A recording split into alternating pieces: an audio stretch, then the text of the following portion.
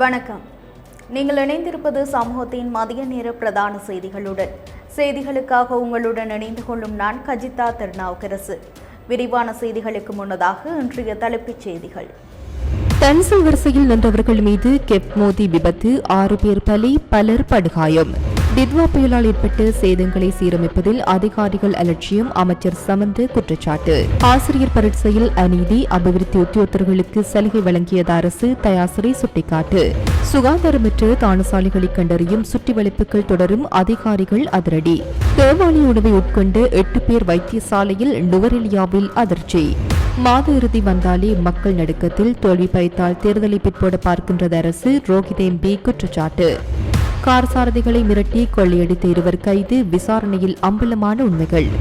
கடற்பரப்புகளில் காற்றின் வேகம் அதிகரிக்கும், பல பகுதிகளில் மழைக்கு வாய்ப்பு.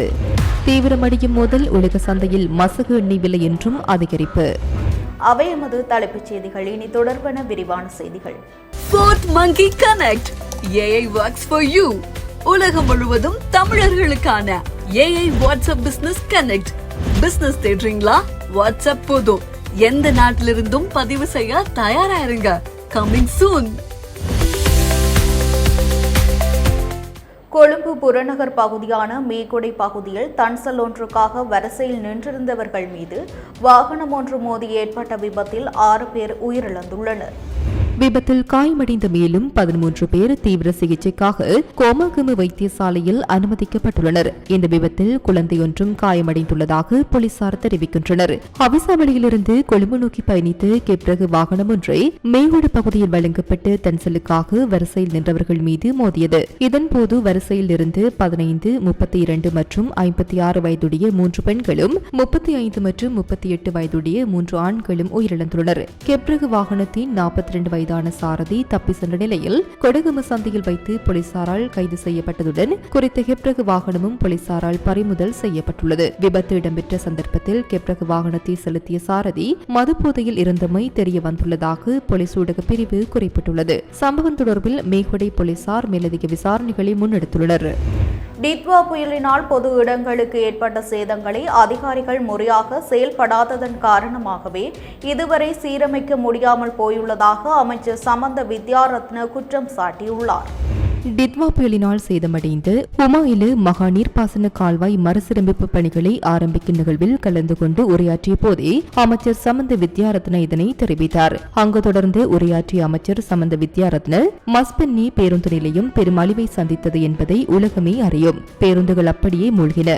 ஏன் மஸ்பென்னி பேருந்து நிலையத்தை இன்னும் சீரமைக்கவில்லை, ஏன் அதற்கான மதிப்பீட்டை சமர்ப்பிக்கவில்லை என்று நான் அதிகாரிகளிடம் கேட்டேன். அனைவரும் பேசாமல் அமைதியாக இருந்தனர். இதற்கு யார் பொறுப்பு? இந்த பேருந்து நிலையம் ஜாருக்கு சொந்தமானது என்று கேட்டேன். அந்த பேருந்து நிலையம் ஜாருக்கு சொந்தமானது என்று கூட அவர்களுக்கு தெரிந்திருக்கவில்லை. இறுதியாக நானே அதை தேடிக் கொடுத்தேன். கடந்த 24ஆம் தேதி கலாம்பே பாலத்தை பார்வையிட சென்றேன். டிட்வா புயல் மீட்பு திட்டத்தில் அந்த பாலம் சேர்க்கப்படவில்லை. அந்த பாலத்தின் அணைக்கட்டு வெடித்துள்ளதோடு பாலமும் பாதிக்கப்பட்டுள்ளது. நான் அங்கிருந்தபடியே தொலைபேசி மூலம் ஏன் இதனை சேர்க்கவில்லை என்று வினவினேன். அதிகாரிகள் அங்குமிங்கும் போன் செய்து கொண்டிருந்தார்களே தவிர திட்டத்தில் சேர்க்கவில்லை. அந்த பாலத்திற்கு ஒரு உரிமையாளரும் இல்லை. இதனை இன்றே சீரமைக்க வேண்டும் என்று நான் கோரினேன். இதுபோன்று நீர்ப்பாசன துறையிலும் சிறிய விடயங்கள் ஏதேனும் விடுபட்டிருந்தால் அவற்றை இப்போதே சேர்த்துக் கொள்ளுமாறு நான் கோருகிறேன். டிட்வா திட்டத்தில் விடுபட்டவை இருந்தால் அவற்றை உடனே சமர்ப்பியுங்கள். ஏனென்றால் நான் முன்பே கூறியது போல 500 பில்லியன் ஒதுக்கப்பட்டதில் 168 பில்லியன் மட்டுமே செலவிடப்பட்டுள்ளது. இந்த பணத்தை இந்த வருடத்திற்குள் பயன்படுத்திக் கொள்ளாவிட்டால் அது திரும்பச் சென்ற பிறகு மீண்டும் பெறுவது எளிதல்ல. அடுத்த வருடமும் உலகத்திடம் டிட்வா என்று சொல்லிக் கொண்டிருக்க முடியுமா? எனவே இவற்றை சீரமைக்க வேண்டும். டிட்வா ஏற்படுத்திய சவால்களை எதிர்கொண்டு நாம் முன்னோக்கி செல்ல வேண்டும். இதற்காக அரசியல் அதிகார தரப்பால் செய்யக்கூடியது என்னவென்றால் இவற்றை தேடி அறிந்து அதற்கான பணத்தை வழங்கி பணிகளை முன்னெடுப்பதாகும். அதிகாரிகளால் செய்யக்கூடியது என்னவென்றால் அதற்கான மதிப்பீடுகளை தயாரித்து இந்த வேலைகளை செய்வதாகும். பொதுமக்கள் மத்தியிலும் இதற்கு உதவுவதற்கான ஆர்வம் இருக்க வேண்டும் என அவர் குறிப்பிட்டுள்ளார். பிடி கேஷ் அண்ட் கரி பிடி சூப்பர் ஸ்டோரின் கல்யாணி அன்னபூரணி பிராண்டில் அன்றாட வாழ்க்கையின் அனைத்து பொருட்களையும் ஒரே இடத்தில் பெற்றுக்கொள்ள பிடி கேஷ் அண்ட் கரி பாரிஸ் லாட்சப்பல். அரசாங்க பாடசாலைகளுக்கு 23,000 ஆசிரியர்களை இணைத்துக் கொள்வதற்காக அண்மையில் நடாத்தப்பட்ட ஆசிரியர் போட்டி பரீட்சை மூலம் அரசாங்கம் பரீட்சார்த்திகளிடமிருந்து சுமார் 44 கோடி ரூபாய்க்கும் அதிகமான தொகையை லாபமாக ஈட்டியுள்ளதாக ஐக்கிய மக்கள் சக்தியின் நாடாளுமன்ற உறுப்பினர் தியாஸ்ரீ ஜெயசேகர தெரிவித்துள்ளார். இவ்விடயம் குறித்து அவர் மேலும் தெரிவிக்கையில், இந்த முறை பரீட்சைக்கு தோற்றிய பரீட்சார்த்திகளிடமிருந்து பரீட்சை கட்டணமாக சுமார் 2,200 ரூபாய் வசூலிக்கப்பட்டுள்ளது. அரசு சேவையில் உள்ள அபிவிருத்தி உத்தியோகத்தர்கள் மற்றும் வேலையற்ற பட்டதாரிகள் உட்பட 1,50,000க்கும் மேற்பட்டோர் இப்பரீட்சைக்கு விண்ணப்பித்திருந்தனர். இதன் மூலம் பரீட்சை கட்டணமாக மட்டும் மொத்தம் 44 கோடி 21 லட்சத்துக்கும் அதிக தொகை வசூலிக்கப்பட்டுள்ளது. எனினும் இவர்களில் 23,000 பேர் என்ற வரையறுக்கப்பட்ட எண்ணிக்கையினரை ஆசிரியர் சேவைக்கு இணைத்துக் கொள்ளப்படவுள்ளனர். கடந்த காலங்களில் இப்பரீட்சைக்கு தோற்றும் அனைத்து பரீட்சார்த்திகளுக்கும் ஒரே மாதிரியான வினாத்தாள்கள் வழங்கப்பட்டது. ஆனால் இம்முறை அபிவிருத்தி உத்தியோகத்தர்களுக்கு ஒரு வினாத்தாள்களும் வேலையற்ற பட்டதாரிகளுக்கு வேறொரு வினாத்தாள்களும் வழங்கப்பட்டுள்ளது. இந்த வினாத்தாள்கள் தயாரிப்பில் அரசாங்கம் பாரிய சமநிலையற்ற தன்மையை உருவாக்கியுள்ளது. மேலும் பட்டதாரிகளுக்கு வழங்கப்பட்ட வினாத்தாள்களில் உள்ள சில வினாக்கள் தீர்ப்பதற்கு மிகவும் கடினமாக அமைந்திருந்தன. ஆனால் அபிவிருத்தி உத்தியோகத்தர்களுக்கு வழங்கப்பட்ட வினாத்தாள்கள் மிகவும் இலகுவாக விடையளிக்கக்கூடிய வகையில் அமைக்கப்பட்டிருந்தது. கடந்த காலங்களில் அபிவிருத்தி உத்தியோகத்தர்கள் முன்னெடுத்த போராட்டங்கள் ஜனாதிபதியின் பேச்சுவார்த்தையை தொடர்ந்து கைவிடப்பட்டது. எனவே அவர்களுக்கு ஏதேனும் ஒரு சலுகையை வழங்குவதற்காக ஆசிரியர் பரீட்சை வினாத்தாள்களில் இவ்வாறான நெகிழ்வான போக்கு கடைபிடிக்கப்பட்டதா என்ற சந்தேகம் எழுகின்றது. அனைத்து பரீட்சார்த்திகளும் சமமாக நடத்தப்பட வேண்டும் என்ற போதிலும் ஒரே பரீட்சைக்கு 2 வெவ்வேறு வினாத்தாள்களை வழங்கியமை வேலையற்ற பட்டதாரிகளுக்கு இழைக்கப்பட்ட பெரும் அநீதியாகும் என்றார். இம்முறை பெசாக் நிகழ்வை முன்னிட்டு நாடு முழுவதும் நடத்தப்படும் தன்சல் வளாகங்களை சோதனைக்கு உட்படுத்தும் விசேட வேலைத்திட்டம் ஒன்றை பொது சுகாதார பரிசோதகர்கள் முன்னெடுத்துள்ளனர். இதற்கமைய மே 29, 30 மற்றும் 31 ஆகிய 3 நாட்களுக்குள் மாத்திரம் நாடு முழுவதிலும் உள்ள 17,761 தானசாலைகள் பொது சுகாதார பரிசோதகர்களின் விசேட சோதனைக்கு உட்படுத்தப்பட்டுள்ளன. இந்த சோதனைகளின் போது சுகாதார பாதுகாப்பு வழிமுறைகளை பின்பற்றாமலும் பல்வேறு குறைபாடுகளுடனும் நடத்தப்பட்டு 148 தானசாலைகளை அதிகாரிகள் கண்டறிந்துள்ளனர். எவ்வாறாயினும் பொதுமக்களுக்கு ஏற்படும் அசௌகரியங்களை தவிர்ப்பதற்காக அந்த தானசாலைகளை மூடுவதற்கு அதிகாரிகள் நடவடிக்கை எடுக்கவில்லை. மாறாக நிலவும் சுகாதார குறைபாடுகளை உடனடியாக நிவர்த்தி செய்யுமாறு அதன் அமைப்பாளர்களுக்கு கடுமையான அறிவுறுத்தல்கள் வழங்கப்பட்டன. அதன்படி குறைபாடுகள் சரி செய்யப்பட்ட பின்னர் அவற்றை மீண்டும் நடத்துவதற்கு அனுமதி வழங்கப்பட்டுள்ளது. வெசாக் வாரம் முழுவதும் நாட்டின் பல்வேறு பகுதிகளில் தானசாலைகள், வெசாக் வலயங்கள் உள்ளிட்ட நிகழ்வுகள் தொடர்ந்து நடைபெறவுள்ளதால் பொதுமக்களின் சுகாதார பாதுகாப்பை கருத்தில் கொண்டு பொது சுகாதார பரிசோதகர்களால் மேற்கொள்ளப்படும் இந்த விசேட சோதனைகள் எதிர்வரும் நாட்களிலும் தொடர்ச்சியாக முன்னெடுக்க என சுகாதார பிரிவினர் தெரிவித்துள்ளனர். நுவரெலியாவில் கிறிஸ்தவ ஆலயம் ஒன்றில் நேற்று பிற்பகல் வழங்கப்பட்ட உணவை உட்கொண்ட 8 பேர் திடீர் ஒவ்வாமை காரணமாக வைத்தியசாலையில் சேர்க்கப்பட்டுள்ளனர். குறித்த 8 பேரும் முட்டை அடங்கிய சோறு பொதியினை உட்கொண்டதாக தெரிவிக்கப்படுகின்றது. இவர்களுக்கு வாந்தி, வயிற்றுவலி, வயிற்றுப்போக்கு போன்ற அறிகுறிகள் தென்பட்டதை அடுத்து அவர்கள் நுவரெலியா மாவட்ட பொது வைத்தியசாலையில் சேர்க்கப்பட்டு தொடர்ந்து சிகிச்சை பெற்று வருகின்றனர். அவர்களுக்கு தற்போது உடல்நிலை சற்று தேறி வருவதாகவும் ஆபத்தான எவ்வித பாதிப்பும் இல்லை எனவும் வைத்தியசாலையில் அதிகாரி ஒருவர் தெரிவித்துள்ளார். இந்த சம்பவம் தொடர்பான மேலதிக விசாரணைகளை நுவரெலியா போலீசார் மேற்கொண்டு வருகின்றனர். அரசு மாகாண சபை தேர்தலை நடத்தினால் படுதோல்வி அடைவது உறுதி என்பதால் எல்லை நிர்ணய விவகாரத்தை காரணம் காட்டி தேர்தலை தொடர்ச்சியாக பிற்போடும் என்று எதிரணி நாடாளுமன்ற உறுப்பினர் ரோஹித அபேகுணவர்தன தெரிவித்துள்ளார். களுத்துறையில் நேற்று ஞாயிற்றுக்கிழமை நடைபெற்ற ஊடகவியலாளர் சந்திப்பின் போதே அவர் மேற்கண்டவாறு குறிப்பிட்டார். அங்கு அவர் மேலும் தெரிவித்ததாவது, நாட்டு மக்கள் தற்போது ஒவ்வொரு மாத இறுதி நாட்களையும் அச்சத்துடன் தான் எதிர்கொள்கின்றார்கள். மத்திய கிழக்கில் நிலவும் மோதல்களை காரணம் காட்டி ஒவ்வொரு மாதமும் எரிபொருள் விலை அதிகரிக்கப்பட்டு வருகின்றது. அரிசியின் விலையை அதிகரிப்பதற்கு அரசு தேவையில்லை என்றும் புறக்கொட்டி மொத்த விற்பனை வியாபாரிகளாலேயே விலையை அதிகரிக்க முடியும் என்றும் தமக்கு அரசு தேவையில்லை என்றும் ஜனாதிபதி அனுரகுமார திசாநாயக்க முன்பு குறிப்பிட்டிருந்தார். கடந்த கால அரசுகள் வெளியக காரணிகளால் நெருக்கடிக்குள்ளான போது ஜேவிபியினர் அவ்வாறு செய்யலாம், இவ்வாறு செய்யலாம் என்று பாடம் கற்பித்தார்கள். ஆனால் இன்று அவர்கள் சர்வதேச நாணய நிதியம் கற்பிக்கும் பாடத்துக்கு அமைவாகவே செயற்பட்டு வருகின்றார்கள். சர்வதேச நாணய நிதியத்தின் கடனை பெற்றுக் கொள்வதற்காக ஒட்டுமொத்த மக்களும் கடனாளியாக்கப்படுகின்றார்கள். நாணய நிதியத்தின் கட்டளைக்கு அமைவாகவே ஒவ்வொரு மாதமும் எரிபொருள் விலை அதிகரிக்கப்படுகின்றது. இதனால் அரசின் மீது நாட்டு மக்கள் கடும் அதிருப்தி அடைந்துள்ளனர். அரசின் மீதான மக்களின் இந்த அதிருப்தியை வெளிப்படுத்துவதற்கு வாய்ப்பளிக்கப்பட வேண்டும். அதற்கு உடனடியாக தேர்தலை நடத்த வேண்டும். மாகாண சபை தேர்தலை இந்த ஆண்டு நடத்த முடியாது என்று மக்கள் விடுதலை முன்னணியின் பொதுச் செயலாளர் டில்வின் சில்வா குறிப்பிடுகின்றார். ஆனால் அவரது கருத்துக்கு முரணாக மாகாண சபை தேர்தல் நடத்தப்படும் என்று, தேர்தலுக்கு நிதி நெருக்கடி ஏதுமில்லை என்றும் அமைச்சரவை பேச்சாளர் நலிந்த ஜெயதிச குறிப்பிடுகின்றார். எனவே மாகாண சபை தேர்தல் தொடர்பில் இவர்களில் யார் குறிப்பிடுவது உண்மை என்பதை அரசு நாட்டு மக்களுக்கு வெளிப்படுத்த வேண்டும். எங்களை பொறுத்தவரை டில்வின் சில்வா குறிப்பிடுவதுதான் உண்மை. இந்த அரசு மாகாண சபை தேர்தலை நடத்தாது. அவ்வாறு நடத்தினால் படு தோல்வி அடைவது உறுதி என்பதால் எல்லை நிர்ணய விவகாரத்தை குறிப்பிட்டுக் கொண்டு அரசு மாகாண சபை தேர்தலை தொடர்ச்சியாக பிற்போடும் என தெரிவித்துள்ளார். வெலிக்கடை போலீஸ் பிரிவில் வாடகை கார் சாரதி ஒருவரை அச்சுறுத்தி 38,500 ரூபாய் பணத்தை கொள்ளையடித்த சம்பவம் தொடர்பில் 2 சந்தேக நபர்கள் நேற்று பொருளை கோதமிபுர பகுதியில் வைத்து கைது செய்யப்பட்டுள்ளனர். கைது செய்யப்பட்ட சந்தேக நபர்கள் கோதமி வீதி பொருளை பகுதியைச் சேர்ந்த 24 வயதுடையவர்கள் ஆவார். கைது செய்யப்படும் போது சந்தேக நபர்களிடமிருந்து 10 கிராம் 600 மில்லிகிராம் மற்றும் 12 கிராம் 360 மில்லிகிராம் எடையுடைய ஐஸ் போதைப் பொருள் கைப்பற்றப்பட்டுள்ளது. கைது செய்யப்பட்ட 2 சந்தேக நபர்களிடம் நடத்தப்பட்ட விசாரணைகளில் வெளிவந்த தகவல்களின்படி சந்தேக நபர்கள் பல குற்றங்களை செய்துள்ளமை தெரியவந்துள்ளது. கடந்த 29ஆம் தேதி ராஜகிரிய பகுதியில் இருந்து கலப்பலுவாவ நோக்கி பயணித்த வாடகை கார் ஒன்றில் ஏறி சாரதி இருந்து சுமார் 80,000 ரூபாய் பணத்தை கொள்ளையடித்துள்ளனர். அன்றைய தினம் கலபலவாவ பகுதியில் இருந்து ஒபே சேகரபுர நோக்கி மற்றொரு காரில் பயணித்து அந்த சாரதியின் 40,000 ரூபாய் பணம், தங்க சங்கிலி மற்றும் 2 ப்ளூடூத் ஹேண்ட்ஸ் ஃப்ரீ ஆகியவற்றை கொள்ளையடித்துள்ளனர். இதேவேளை கடந்த 7ஆம் தேதி பொருளை கோதமிபுர பகுதியில் வாடகை முச்சக்கர வண்டி சாரதி ஒருவரிடமிருந்து 3,000 ரூபாய் பணம் மற்றும் கைபேசி ஒன்றை கொள்ளையடித்துள்ளனர். கைது செய்யப்பட்ட இந்த 2 சந்தேக நபர்களில் ஒருவர் இதற்கு முன்னர் 5,500 ரூபாய் மற்றும் கைபேசி ஒன்றை திருடியமை தொடர்பில் பொருளை போலீஸ் நிலையத்தினால் கைது செய்யப்பட்டு நீதிமன்றத்தில் ஆஜர்படுத்தப்பட்டவராவார். மேலும் இக்கொள்ளை சம்பவங்களை செய்வதற்காக வந்திருந்த மற்றொரு சந்தேக நபர் நேற்று வெலிக்கடை போலீஸ் நிலைய அதிகாரிகள் குழுவினால் கைது செய்யப்பட்டுள்ளார். இந்த சம்பவம் குறித்து பொருளை மற்றும் வெலிக்கடை போலீசார் மேலதிக விசாரணைகளில் ஈடுபட்டு வருவதாக தெரிவித்துள்ளனர். நாட்டில் மார்பக புற்றுநோயை முன்கூட்டியே கண்டறிவதற்கும் சிகிச்சைக்கு பின்னரான பராமரிப்பை மேம்படுத்துவதற்கும் வைத்தியசாலைகளில் நிலவும் நீண்ட காத்திருப்பு பட்டியல்களை குறைக்கும் முகமாகவும் 5 அதிநவீன மெமோகிராபி இயந்திரங்களை நாட்டுக்கு பெற்றுக் கொள்வதற்கு சுகாதார மற்றும் வெகுஜன ஊடக அமைச்சு நடவடிக்கை எடுத்துள்ளது.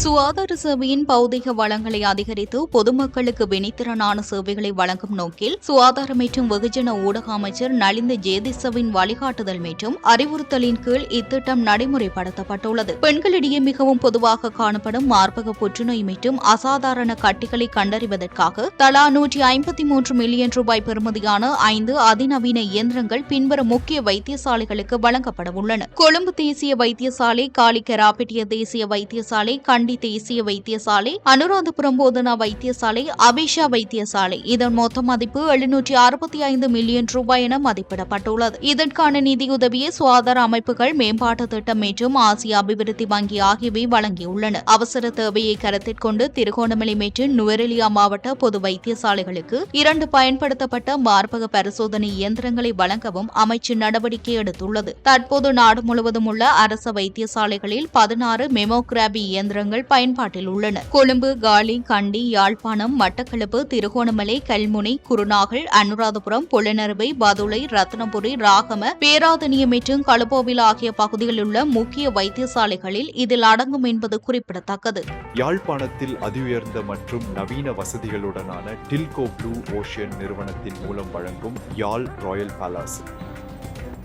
வடமராட்சி கடற்பரப்பில் இருந்து கடந்த 27ஆம் தேதி மீன்பிடிக்க சென்று காணாமல் போன மீனவர்கள் 4 தொடர்பில் விசேட அனுமதியுடன் இந்திய எல்லை வரை தேடுதல் நடத்தியும் எவ்வித சாதகமான முடிவுகளும் கிடைக்கவில்லை என்று யாழ் மாவட்ட கடற்றொழில் நீரியல் வள திணைக்களத்தின் உதவி பணிப்பாளர் கிருஷ்ணன் அகிலன் தெரிவித்துள்ளார்.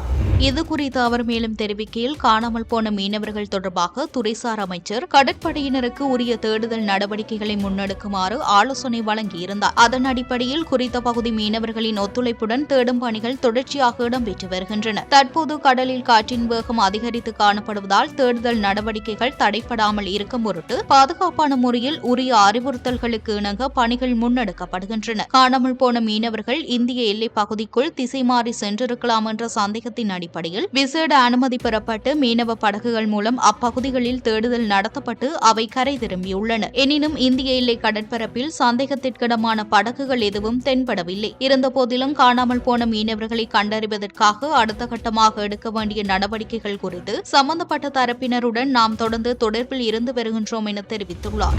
மேல் சப்ரகமோ மற்றும் வடமேல் மாகாணங்களிலும் காலி, மாத்தறை, கண்டி மற்றும் நுவரெலியா மாவட்டங்களிலும் இன்று இடைக்கிடையே மழை பெய்யக்கூடும் என வளிமண்டலவியல் திணைக்களம் எதிர்வு கூறியுள்ளது.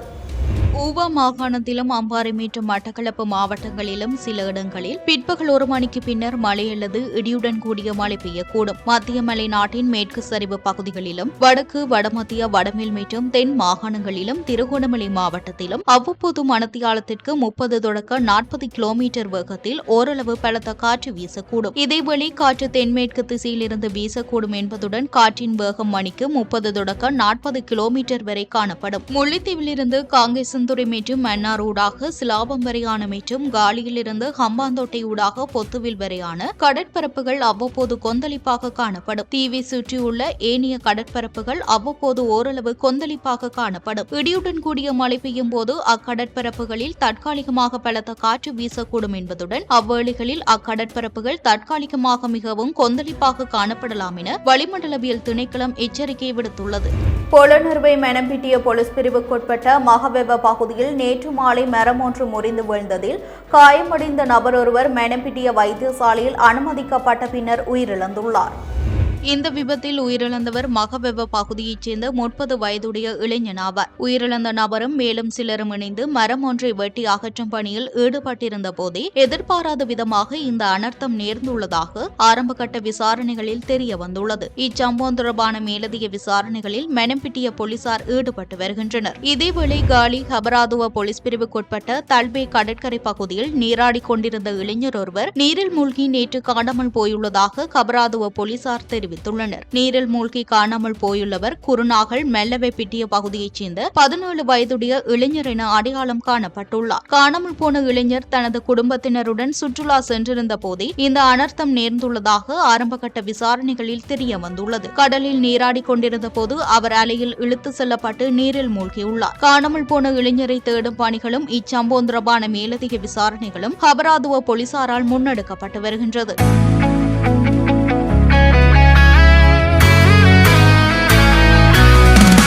தமிழர்களின் பெருமை ஒரே மேடையில் மிளிரப் போகின்றது. Legends and icons awards 2026. சாதித்தவர்களுக்கு சல்யூட், சாதிக்க போகின்றவர்களுக்கு ஸ்பாட்லைட். இது சாதாரண நிகழ்வல்ல, இது ஒரு செலிப்ரேஷன் ஆஃப் கிரேட்னஸ். எதிர்வரும் ஜூன் 20 சனிக்கிழமை தயாராகுங்கள். பிஹைண்ட் மீ இன்டர்நேஷனல் மீடியா வழங்கும் லெஜெண்ட்ஸ் அண்ட் ஐகன்ஸ் அவார்ட்ஸ் 2026. உலக சந்தையில் மசகு எண்ணெயின் விலை 2% அதிகமான அதிகரிப்பை இன்று பதிவு செய்துள்ளதாக வெளிநாட்டு ஊடகங்கள் செய்தி வெளியிட்டுள்ளன. அதற்கமைய WTI ரக மசகு எண்ணெயின் விலை 2.37% அதிகரித்து பீப்பாய் ஒன்று 89.73 அமெரிக்க டாலர்களாக பதிவாகியுள்ளது. பிரெண்ட் ரக மசகு எண்ணெய் 2.16% அதிகரித்து பீப்பாய் ஒன்று 93.28 டாலராக பதிவாகியுள்ளது. 6 வாரங்களுக்கு முன்னர் போர் நிறுத்தம் அறிவிக்கப்பட்ட போதிலும் லெபனானுக்குள் தனது படைகளை மேலும் முன்னேறுமாறு இஸ்ரேல் உத்தரவிட்டுள்ளதை தொடர்ந்தே இந்த அதிகரிப்பு பதிவாகியுள்ளது. அமெரிக்காவில் இஸ்ரேல் லெபனான் அமைதி பேச்சுவார்த்தை நடந்த சில நாட்களிலேயே இந்த மோதல் தீவிரமடைந்துள்ளது. இதனால் அமெரிக்கா மற்றும் ஈரான் இடையே விரைவில் எட்டப்படவிருந்த போர் நிறுத்த ஒப்பந்த நீடிப்புக்கான சாத்தியக்கூறுகள் மங்கியுள்ளன. உலகளாவிய எண்ணெய் மற்றும் எரிவாயு போக்குவரத்தின் 1/5 பகுதியை தீர்மானிக்கும் முக்கிய கடல் வழியான ஹோர்முஸ் நீரிணியில் ஈரான் கடற்போரை கன்னிவடிகளை இட்டுள்ளதாக வெளியாகும் தகவல்கள் சந்தையில் பெரும் கவலையை ஏற்படுத்தியுள்ளன. இதனால் இப்பாதையை மீண்டும் திறப்பது தாமதமாகலாம் என சந்தை ஆய்வாளர்கள் எச்சரிக்கின்றனர். சீனாவின் தொழிற்சாலை உற்பத்தி நடவடிக்கைகள் மற்றும் ஏற்றுமதி வீழ்ச்சி அடைந்துள்ள போதிலும் தற்போதைய மத்திய கிழக்கு விநியோக தட்டுப்பாடு குறித்த அச்சம் காரணமாக எண்ணெய் விலை தொடர்ந்து அதிகரிப்பில் காணப்படுகிறது. இத்துடன் நமது மதிய நேர பிரதான செய்திகள் நிறைவடைகின்றன. தொடர்ந்தும் சமூகத்துடன் இணைந்திருங்கள். வணக்கம். எமது RIP பேச்சுக்கு கிடைத்த மரண அறிவித்தல்கள். யாழ்ப்பாணம் கரவெட்டி தச்சந்தோப்பு வீதியை புறப்படமாகவும் வதிவிடமாகவும் கொண்டிருந்த திருமதி கந்தசாமி சின்னப்பிள்ளை அவர்கள் 31/5/2026 ஞாயிற்றுக்கிழமை அன்று இறைவனடி சேர்ந்தார். யாழ்ப்பாணம் அளவெட்டி தெற்கை புறப்படமாகவும் சுதுமலை வடக்கு மாணிப்பாய் வீதியை வதிவிடமாகவும் கொண்டிருந்த திரு கந்தன் சுப்பிரமணியம் மாம்பழம் அவர்கள் 30/5/2026 சனிக்கிழமை அன்று காலமானார். யாழ்ப்பாணம் கொக்குவிலை புறப்படமாகவும் வதிவிடமாகவும் கொண்டிருந்த திருமதி பன்னீர்செல்வம் ராஜி அவர்கள் 30/5/2026 சனிக்கிழமை அன்று இயற்கை எய்தினார். பதுளை இலக்கம் 24 வித்தியாலய மாமத்தை பெல்காதென்ன பிலானிவத்தையை புறப்படமாகவும் வதிவிடமாகவும் கொண்டிருந்த திருமதி பெருமாள் வள்ளியம்மை அவர்கள் 31/5/2026 ஞாயிற்றுக்கிழமை அன்று சிவபதமடைந்தார். மேலே அறிவிக்கப்பட்ட அனைத்து மரண அறிவித்தல் இறுதிக்கிரியை பற்றிய தகவல்களை அறிந்து கொள்ள ரிப் பேஜை பார்வையிடுங்கள். இதற்கான லிங்க் கீழிருக்கும் டிஸ்கிரிப்ஷனில் பார்வையிடலாம். இது போன்ற செய்திகளை தெரிந்து கொள்ள சமூகம் நியூஸ் சேனலை சப்ஸ்கிரைப் செய்து அருகில் உள்ள பெல் பட்டனை கிளிக் செய்யுங்கள். மேலும் இது போன்ற செய்திகளை உடனுக்குடன் தெரிந்து கொள்ள சமூகமீடியா.com என்ற இணையதளத்தின் வாயிலாகவும் எங்களுடன் இணைந்திருங்கள்.